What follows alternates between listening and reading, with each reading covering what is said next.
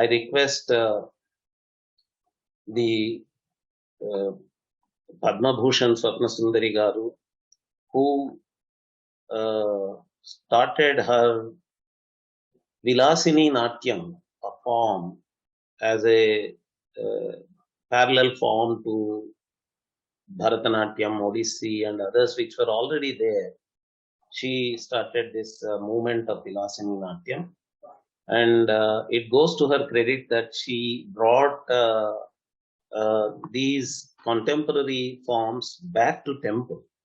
She performed at Ranganatha temple for 28 years. She performed the Vilasini Natyam at Ranganatha temple. And my introduction to Swapnasundari Garu has been through my students at the University of Hyderabad. I was teaching at the Department of Dance as part of Sarojini Naidu School of Fine Arts and Performing Arts and Communication there. And whenever I meet a dancer or a dance student or a dance faculty, I used to hear the word Akka. That Akka was this Swapnasundari Akka. And they used to always say, Akka said this, Akka did this, and Akka has asked us to do this. And there was such a dedicated veneration from all they were actually senior classical dancers there. But for all of them, if she is Akka, I wanted always to see this Akka of all the senior dancers there. So luckily, I got introduced to her through Anupama Kailashji, and now we have her here. And through my interactions with her for this symposium, I realized how much hard work she has put in through her field work. Actually, I am a cultural anthropologist by profession, and I'm a field work man. I've been doing field work in forests and villages of India for several decades. And then I realized that there are senior classical dance exponents who are doing their field work. Like Lakshmi Viswanathan ji also. She would not have come up with the book on Women of Pride if she did not do that field work with those people. So all these senior scholars, I am amazed that they are not just choreographing, dancing, teaching how to perform classical Indian dance as per Shastra, and how to coordinate Shastra and Prayoga, all this. Not just a studio, not just the dance floor where they teach, but they went into these areas, talked to these people, lived with them, learned, interviewed them, and all that. So, Swapnasundari ji, with such enormous experience in working with these people and historical sources where this tradition has been documented and all that, I welcome you, ma'am, with all respect. Over to you. She is going to play a video of her presentation after a brief introduction, and she will come back to conclude after the video.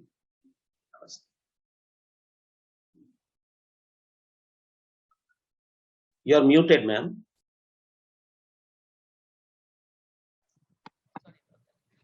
Thank you very much, and thank you for a very warm welcome, Dr. Nagaraj Garu. And I'm really honored to be here amongst so many distinguished scholars who've done so much of work in their respective fields and contributed to the greater understanding of their forms and of fine arts as a whole.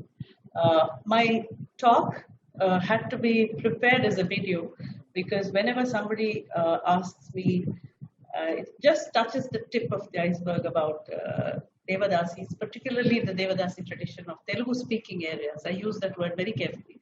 Telugu-speaking areas of Indian Peninsula, because we know that there were great migrations and the Telugu population re-established itself and naturalized and localized itself in various parts of India and even offshore.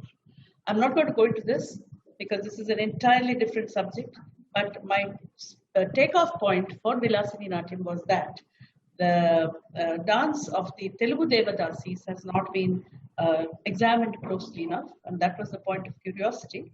I must also say that I came from a background of Bharatanatyam, being a Chennai-born girl, and spent my initial 15 years as a Bharatanatyam performer, and also pursued a career in Kuchipudi.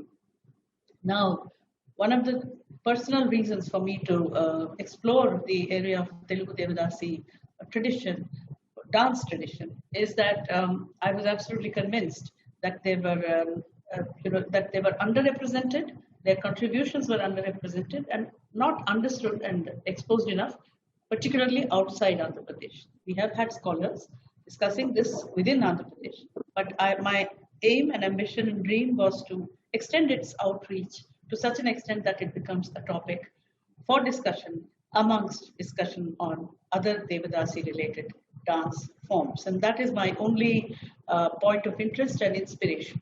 And I'm happy to say that God has given me the opportunity and blessed me with the, I must call it only a blessing, that I could study from some of these last living artists, because we now have nobody left from the tradition after the demise of those who were 70 and 80 when I was learning, which is in 1990s, early 1990s. So without much ado, I'd like to go ahead and request them to play the video. I also request that the video may please be seen in full, because I think that would really completely put forward whatever were the problematic areas that Dr. Nagaraj has touched upon. I just want to submit one point here before we start the video, that I have not just studied the dance form, but I've also gone to the socio-cultural factors, and I've also I gained an understanding of different problem areas within the existential crisis of the Devadasis, Telugu-speaking areas, particularly the Kalavantu. And those are the insights that I'm sharing in this video. The video is not on Vilasini Natyam. We have a talk at the end, we have an interview at the end where if someone would like to know and if Indika would like to know, I would be happy to expand upon Vilasini Natyam. The video is about Devadasi tradition as a whole, because the tradition itself had a lot of commonalities.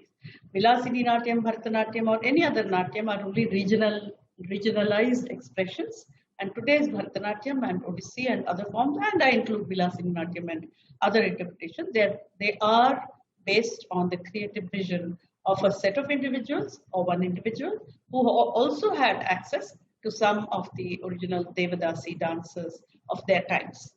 So from this background, I'm bringing this video for all of you. It is once again my request, please let it run through, because I made several important points, particularly with relevance to the decay and decline of Devadasi system, and how it is generally understood and talked about even in current times.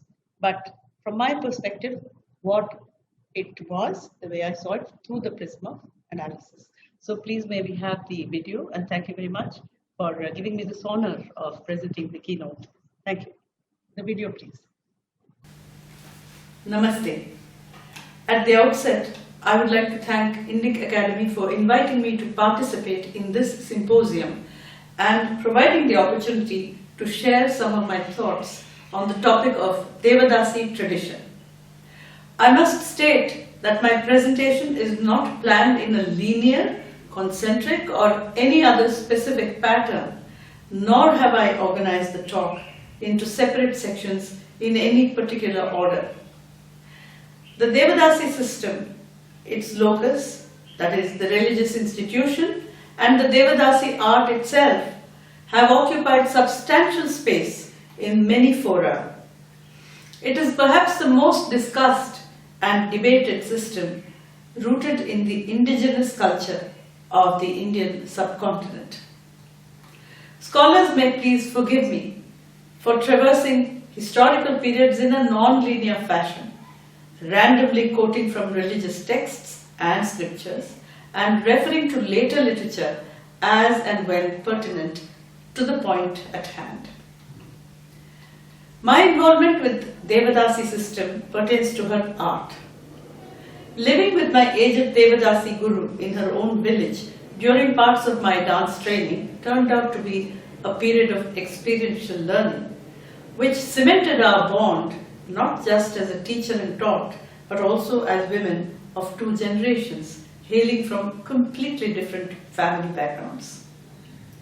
As I gradually engaged with my first guru, late Srimati Madhula Lakshmi Narayana, and subsequently with my other teachers, Srimati Pottigari Ranganayakamma, Srimati Golukonda Bharatamma, Srimati Kola Subramanyam, Srimatis Madhula Janakamma and Venkataratnam, and several other Devadasi artists of their vintage, I gained insight into their inner personae. As they shared their life experiences frankly with me, these hereditary artists struck a chord of deep empathy within me. Through sustained, direct interaction, I could gain clearer insights and a different perception of the Devadasi's existential dilemma over and above what I had read in the articles and books published on this subject by scholars and researchers prior to 1990s. I hope to share some of my insights through the prism of analysis during this keynote and in conversation at the end of today's seminar. Since the present symposium is titled as a retrospective of Devadasi tradition, I have consciously refrained from discussing the performing tradition and repertoire of the Rajadasi in detail, but have referred to it in passing. The Devadasi's primary function in the temple was to participate in specific rituals of worship. I would be describing a few of those rituals, mentioning their context and source, and explaining the significance of the Devadasi's role in them as I have understood it. It is my conviction that the essential features and characteristics of Bharatam practiced by Devadasi and Rajadasi communities can indeed be retained and projected effectively even in the changed context of the modern proscenium stage. But any interpretation would be of impact and of lasting value if it emerges from a product of thorough study, systematic analysis, deep understanding, above all, sincere respect for the hereditary dancing community. This would be a necessary ingredient in any effort towards successful revitalization and effective reinterpretation of such an ancient art form. Anything that is valued by the creator and interpreter would be of equal value to the spectator. Naturally, the success of any artistic effort depends upon the strength of the interpreter's creative vision. That said, I'd like to state that my work in the field of Devadasi performing tradition, which I have striven to bring to light under a new identity, does not attempt to replicate in a simplistic way the manner in which the aged artists of yore demonstrated the dance movements to me.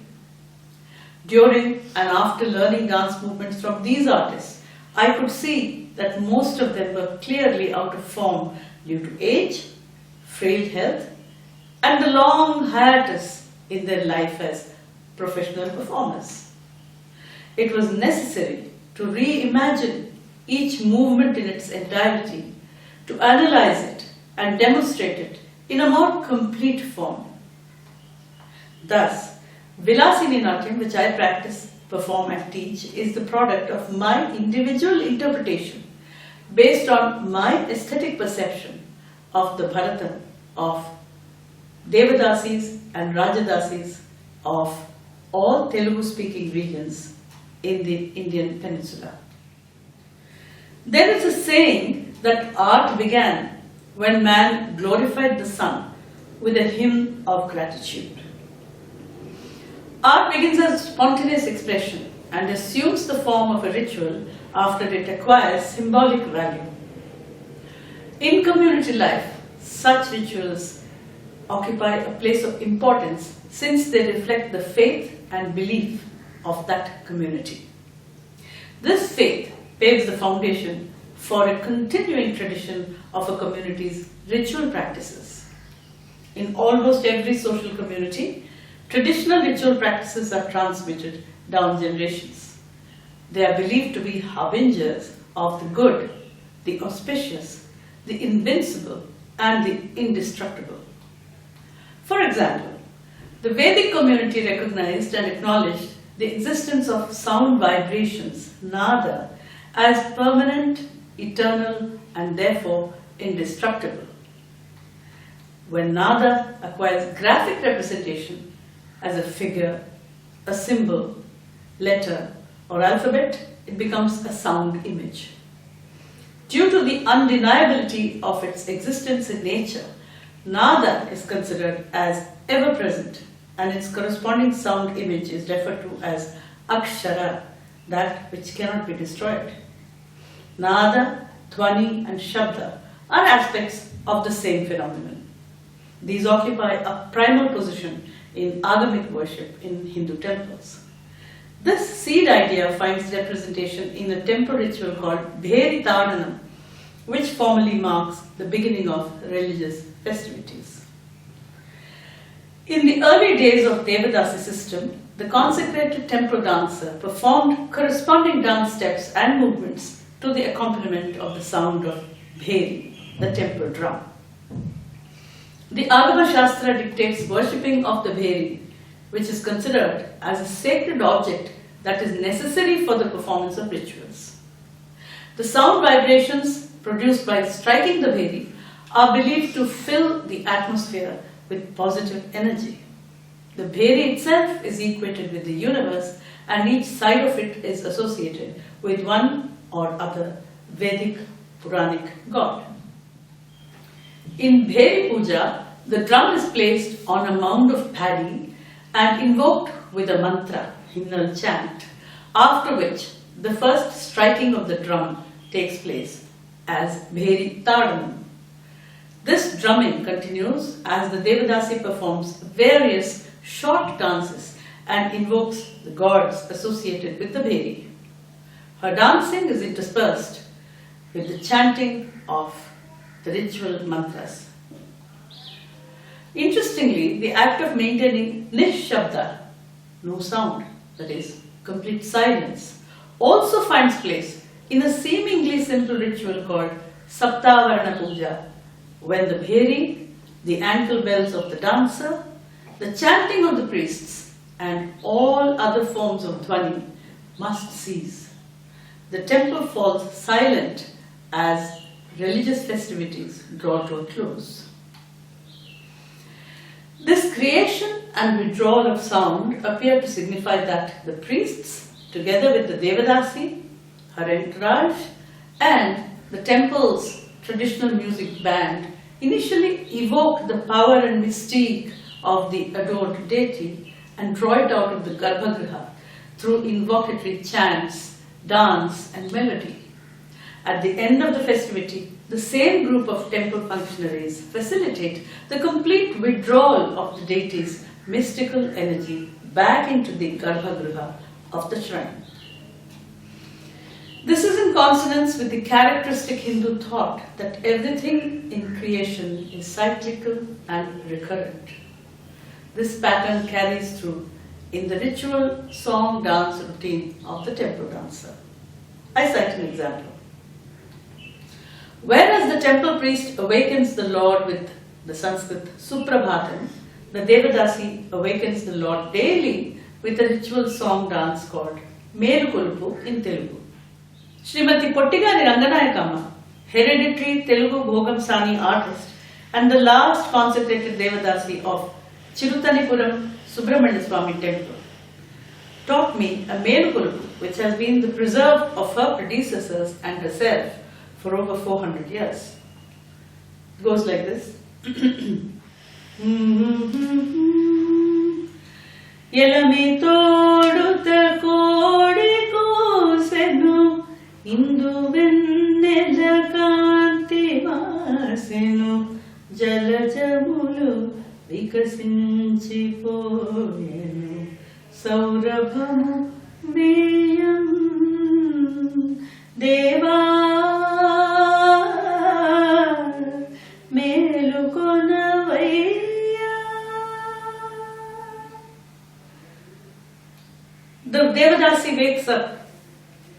deity by saying, the crowing of the cock, the setting of the moon, the blooming of lotus flowers, and the wafting of gentle morning breeze herald a beautiful day for you to wake up to.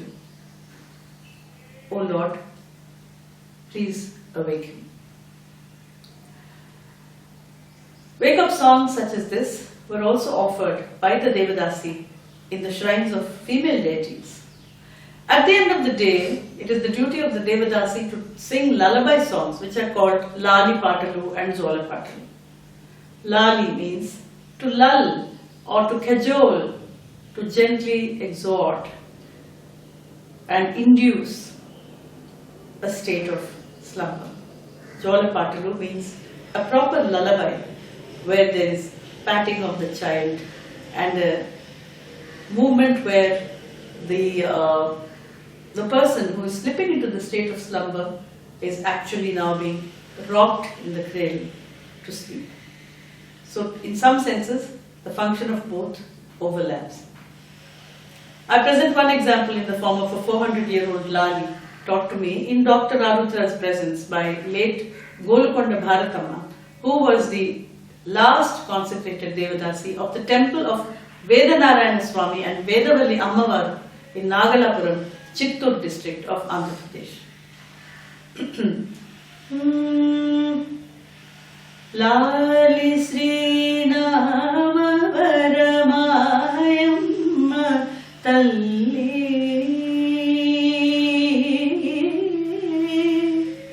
Lali Sri Bahu Yuga Jita Padma Valli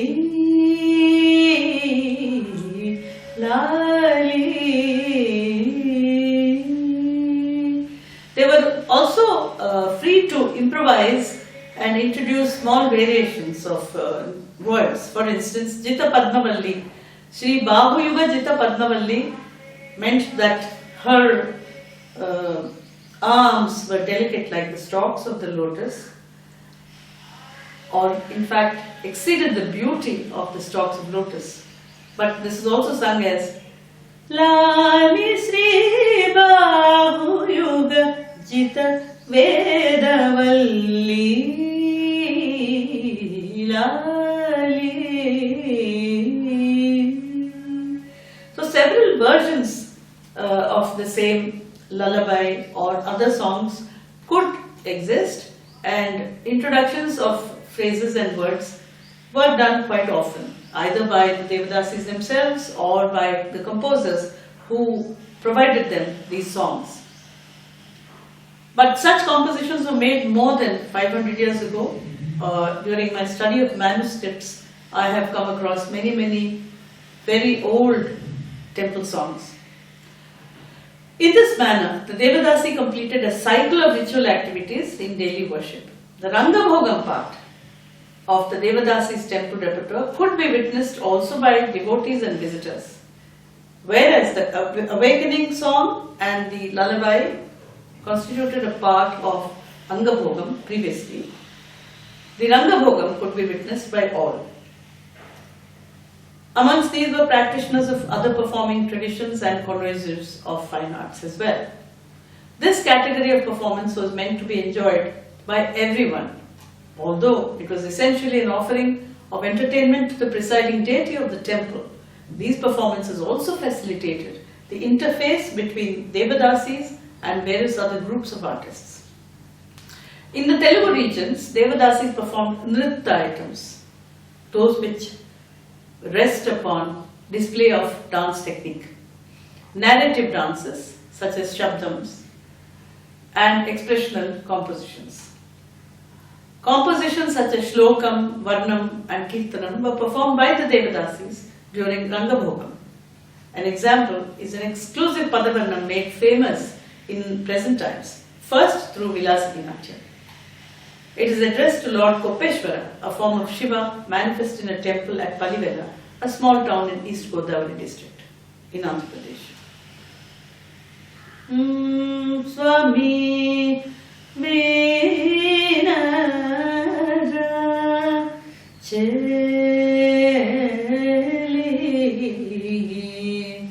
Sati Yandu Ganada Ira Sri Palivela Kopeswara Sami. So it went like this. I am not using a Shruti box or anything, I am singing extempore, but these are just to cite examples. Many social communities amongst world civilizations employ sets of sounds, movements, gestures, pictograms, cartograms, and phonetic notations to symbolize objects, express emotions, and in fact represent almost every aspect of human life. These rituals are based on a set of beliefs held by the community and evoke its reverence. Mantra recitation, Bijakshara chanting, Yantra diagrams, and Tantra rituals developed out of a similar belief. The understanding that there is indeed a fundamental creative power and superintelligence which is the source of all that exists led to the search for that source. Till present times, terms such as God, Spirit, Divinity, Light, Higher Consciousness, All-Pervasive Energy are being used interchangeably to allude to that infinite source. Early sacred chants of the Vedic community, such as the Nasadiya Suktam, reflect this eternal human quest to know the greater other. Such sacred chants represent the quest of the human mind to understand the origin of creation itself. I quote, "Then even non-existence was not there, not existence. There was no air then, nor space beyond it. What covered it? Where was it? In whose keeping? Was there then cosmic fluid in depths unfathomed? Then there was neither death nor immortality, nor was there then the torch of night and day. The one breathed windlessly and self-sustaining. There was that one then. There was no other." As human beings pondered on the process of creation of life, they recognized the basic truth that the union of the potent seed and fertile soil results in the creation of new life.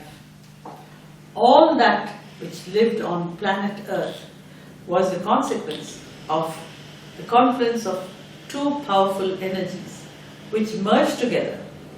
People of early civilizations recognized that it was this cyclical phenomenon which created and sustained life. Rituals which venerate this motive abound in many old cultures. Community dances and songs developed around this thought. After creation of a new life, by the confluence of the divine masculine and divine feminine energies, viability for this new life form is provided within the womb of the human female and of other living female forms and creatures. As such, the human female is akin to fertile soil which is capable of receiving seed, enabling the process of creation, providing vital nourishment and shelter to the living form which she holds within herself, and completing the forthcoming of a new viable life. The vital presence of a female in places of community worship is based on this idea. In all living species which dwell in creation, it is the female who is perceived as the first informer of the viable fetus and its first primary source of intuitive knowledge. Nasadiya Sukta mentions that desire is the primal seed which fertilized the mind and gave birth to the power of knowledge. This knowledge is equated to the One, and everything else in creation arose thereafter. I quote, "At first there was only darkness, wrapped in darkness. all this was only unillumined cosmic water. That one which came to be, enclosed in nothing, arose at last, born of the power of knowledge. In the beginning, desire descended on it. That was the primal seed, born of the mind. The sages who have searched their hearts with wisdom know that which is kin to that which is not. Therefore, the term karma or desire is to be interpreted as the seed of desire to know the unknown and not just as carnal desire, in which sense it has come to be used most often.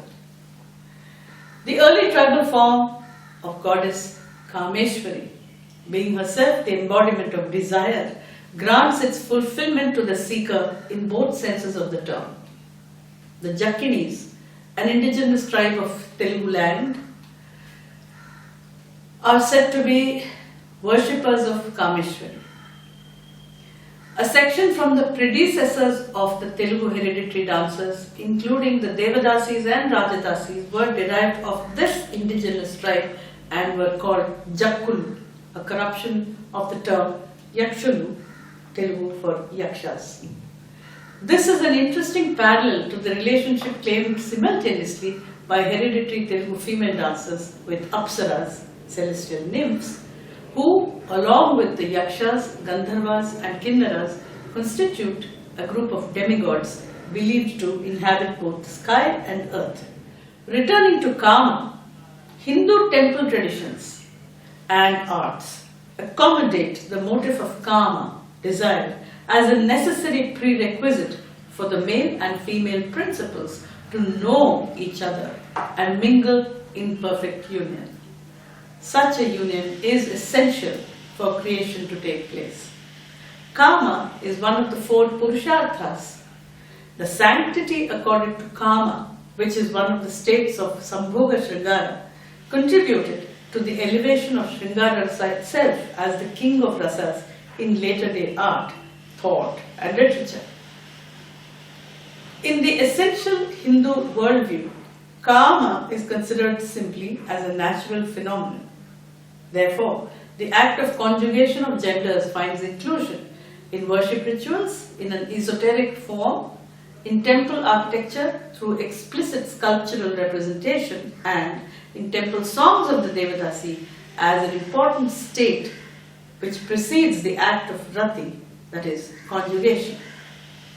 Puranic mythology furthered this concept in a remarkable way. Whereas Kameshwara, an early form of Shiva, embodied the masculine creative force in cosmic creation itself, Kamadeva is defined as the Lord who causes desire in the hearts of creatures. Whereas Kameshwari, an early form of Shakti, embodied desire, which resulted in the creation of the cosmos, Rati, consort of Manmadha or Kamadeva, who accompanies him, is defined as the goddess of the conjugation of creatures. Therefore, it should not come as a surprise that the songs and dances of the Devadasi contain statements and suggestions of the state of Kama as a part of Sambhoga Sringara described in the early temple songs and later in the Padams and Ashtapatis, which became famous.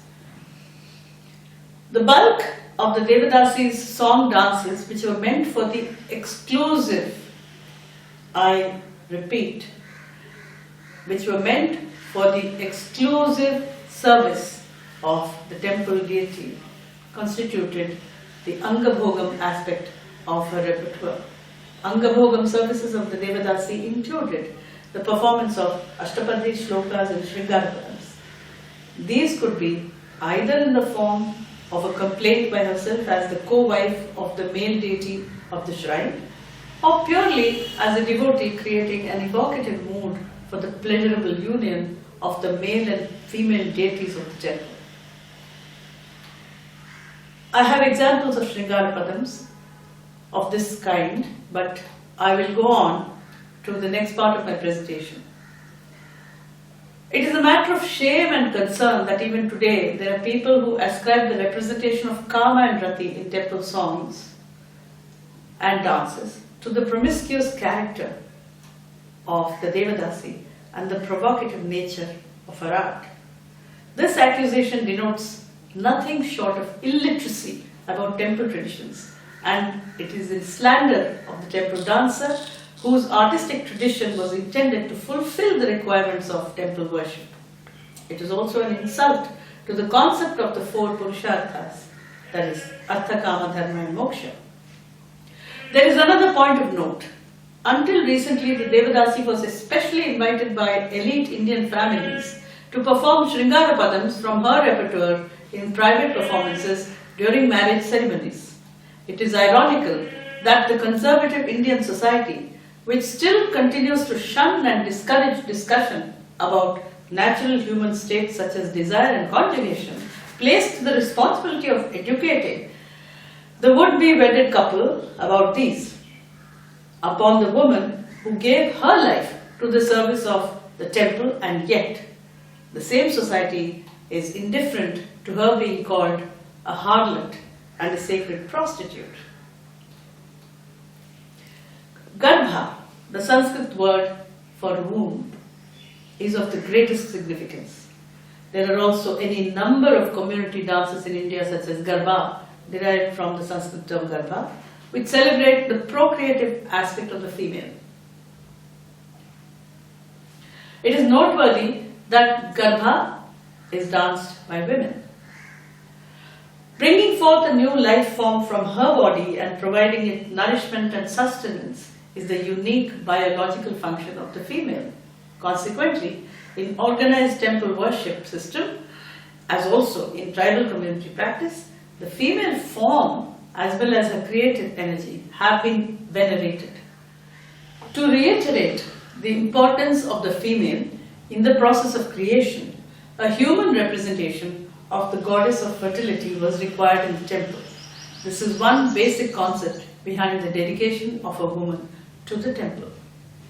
The kumbha or pitcher itself is a symbolic representation of the Brahmanda or the great egg, which holds the secret of creation within. Significantly, it is the duty of the consecrated Devadasi to perform the Kumbharati ritual. As the mortal wife of God, the Devadasi welcomes her divine spouse into the household, that is the temple, by waving the pot lamp in a circular clockwise movement, finally snuffing out the flame. By this act, she removes negative energy and cleanses the aura surrounding the display statues, that is Utsava Murtis, which are taken out in processions. In past times, only a consecrated Devadasi was entitled to handle the Kumbha pot and perform this ritual. This special privilege is based on the concept that the Devadasi's physical body possesses a biological Kumbha, which holds the mystical secret of creation within it. And for that reason, she merits as much veneration as the celestial Mother Goddess. The Garbhagriha, Sanctum Sanctorum, of a Hindu temple is that sacred space within which the recurrent symbolic act of the union of the human spirit, that is the Devadasi representing the human spirit, with the divine spirit takes place, resulting in the birth of renewed spiritual energy. As world civilizations grew and developed, some community rituals took the shape of sacred rites and ceremonies which were considered essential for the appeasement of nature forces. These reinforced the dialogue between man and the Earth's universe. The pervasive nature of the elements which surrounded and filled the Earth's stratosphere and atmosphere were held in awe. Rituals to communicate with and befriend other Earths and planets arose from the awareness of their existence and the desire to evoke their benevolence. Rites and rituals were employed by the Vedic community to express reverence towards powerful nature forces and gratify them by offering sacrifices. Consequently, Worship rituals based on agamic texts employed the word, gesture, diagram, music and movement to propitiate the otherworldly powers, to befriend them and create a harmonious environment within and around the temple. These rituals were also employed to ward off forces which were feared and perceived as destructive or negative. This is represented in a very lengthy ritual which takes place on specific occasions. This ritual is called Dhwajarohanam and Devatahvanam. In this, any number of elements, planets, gods, demigods, and even demons are invited as honored guests to participate and be present in the temple's festivities. It is significant that such a ritual is rooted in what I have just described, which is to ward off forces which were feared and to welcome and honor the forces which were yet to be known but were acknowledged to exist. The temple is also the forum for community prayer, that is Samuhartha Puja, and performed this to ensure its welfare, that is the community's welfare. In the Agamic tradition, prayers were offered in every direction surrounding the temple in order to preserve its sanctity and create a strong positive energy field around it. The consecrated Devadasi played a central role in the offering of this ritual. Her dance passages, called Gajjalu or ankle bells in Telugu manuals, which describe this ritual, alternated with the non-rhythmic invocatory passages recited by the Archaka or priest, who also chanted the subsequent rhythmic verses to which the Devadasi danced. This ritual is called Baliharanam in northern Andhra tradition and Ashtadikbantanam in the southern Andhra tradition. In this, the Ashtadikpalakas, guardian deities of the 8 cardinal directions, are invoked. Each of the deities has a stipulated place in the passage surrounding the sanctum of the temple. A small raised platform called Balipitham marks each spot upon which is placed the sacred food offering to the deity. The temple dancer performs this ritual dance to the Ashtadikpalakas with the priest offering prayer chants. Together they invoke each deity to be ever present and provide protection to the temple from all directions. This ritual also served the temple's purpose in other ways. Through the elevated state of spiritual awareness which dance often causes, the Devadasi's heightened spiritual energy was released into the surrounding atmosphere and permeated the consciousness of the worshippers. The rhythmic sounds of the Devadasi's ankle bells, the temple priest's chants, and the beat of the temple drum merged to fill the atmosphere with near hypnotic dhvani vibrations, which evoked a meditative state in the congregation of worshippers. Like the temple priest, the Devadasi was perceived as a powerful temple functionary in her heyday. Through acts of devotion and supplication, the priest and the devotees sought to attain spiritual enlightenment through the process of surrender before the object of their adoration. Through symbolic union with the divine masculine as his mortal wife, or by subsuming her consciousness into the divine feminine as her co-born and companion, Devadasi too became the repository of strong spiritual energy which permeated her corporeal being. The temple dancer was expected to maintain an austere and chaste way of life to attain and sustain a state of heightened spiritual energy. This mandated abstinence from all activities which were likely to interfere in the process of her spiritual growth. The energy imbibed by the Devadasi, by virtue of constant communion with the deity, radiated from her. Nevertheless, the Agamic ritual dances of the Devadasi have become obscure today. There are reasons. and these reasons do merit mention. The temple itself abbreviated lengthy worship rituals, and as a consequence, ritual dances which were a part of these went out of vogue. Even in the early 1900s, there was hardly any consecrated Devadasi who could claim to have led her life exactly as mandated in the Agamas, nor have complete knowledge of the Agamic ritual dances in the format that they were meant to be danced.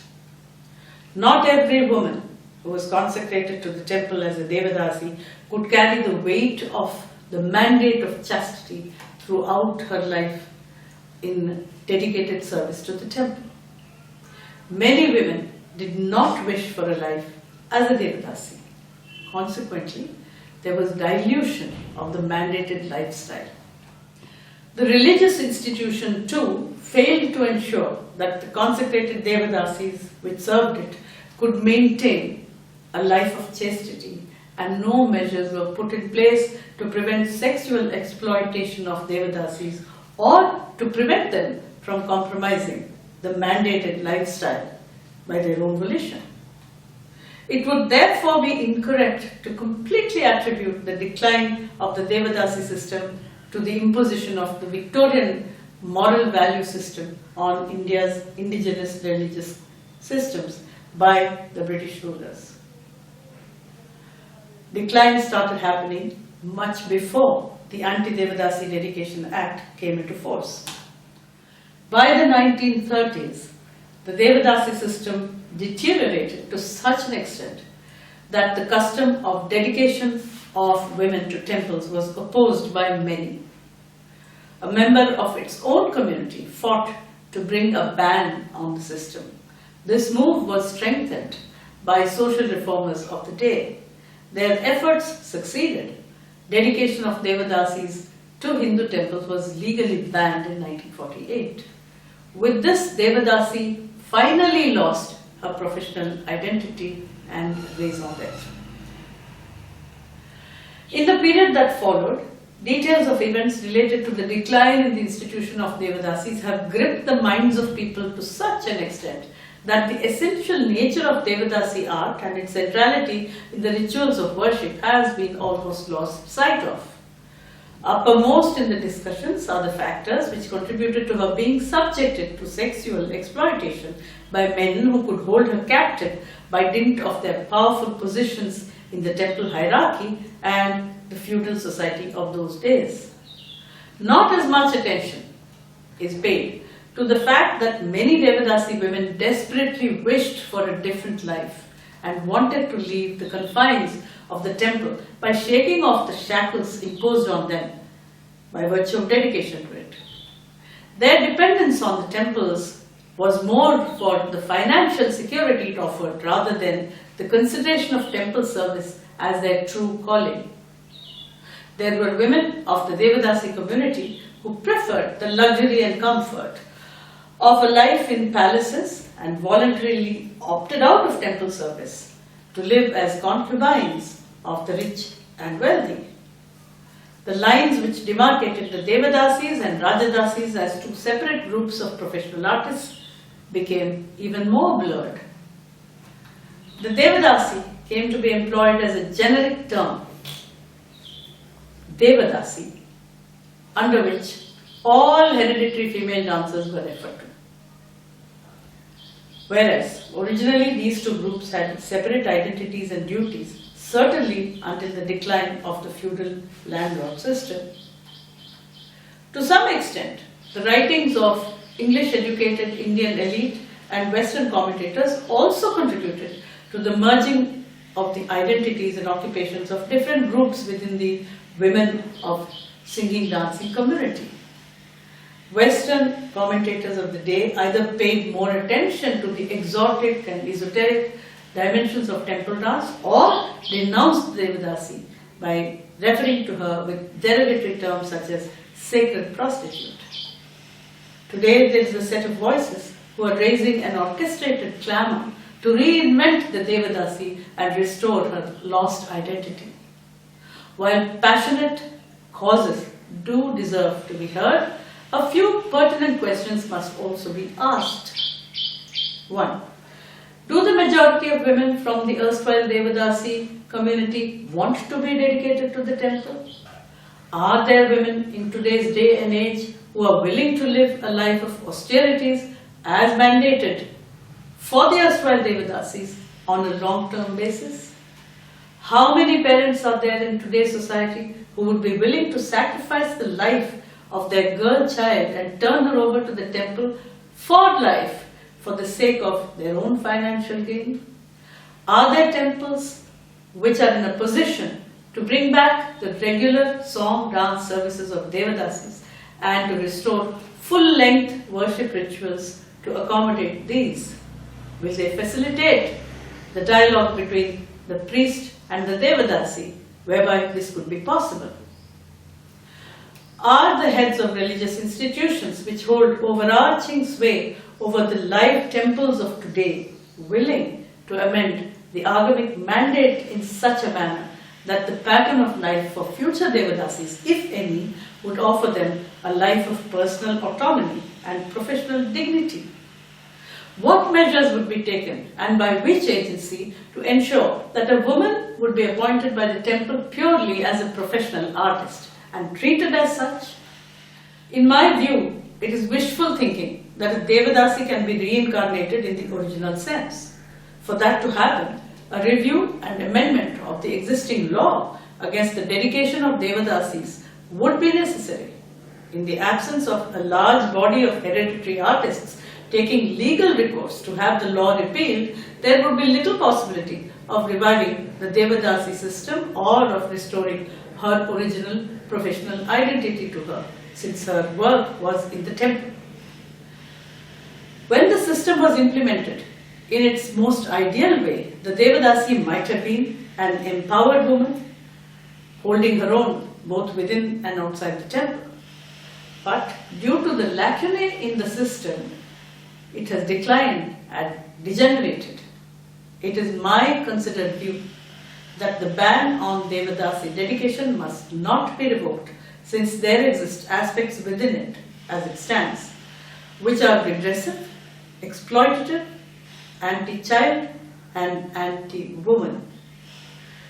Substantial reforms must take place to address the fault lines which have developed within the system before demands are raised for reinstating it. Today, there is no dance interpretation of the Devadasi temple ritual dances which replicates the exact way it might have existed many centuries ago. There hardly remain any performance material or dances related to the agamic way which was performed by the original Devadasis, which has come down to the present day informants hailing from that community. In such a scenario, interpretations of temple dances of any region necessarily rest on reimagination, reconstruction and creative interpretation. Interpreters who have studied the agamic principles, gleaned fragments of dance material from the previous generation of hereditary temple dancers and relocated the resultant artistic product in its original context and locus might be in a better position to demonstrate what these dances could have looked like.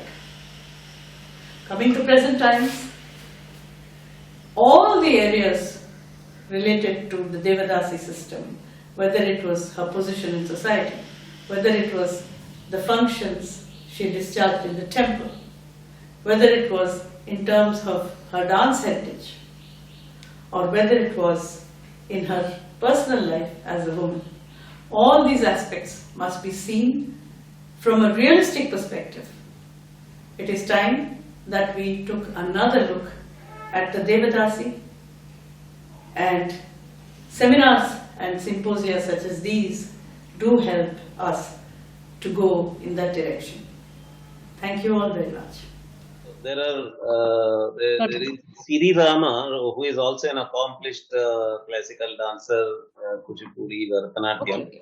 She is asking, the question is there any connection with the Jekini artist and Jekini Daru?